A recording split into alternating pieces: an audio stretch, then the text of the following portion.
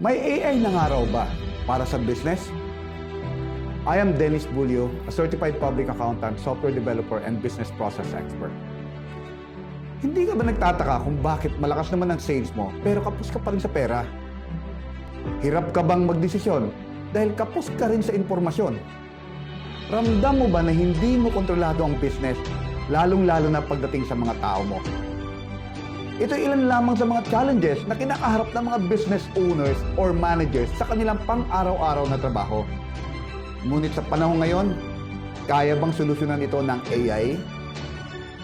Ang sagot, oo. Ito ay tinatawag na accounting intelligence.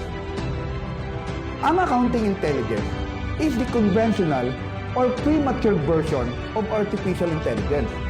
Dahil wala pang nakakagawa ng fully automated business. Not in our generation at least. Mangangailangan pa rin tayo ng mga tao sa pagpapatakbo ng business. Alamin natin kung paano nag-i-evolve ang artificial intelligence.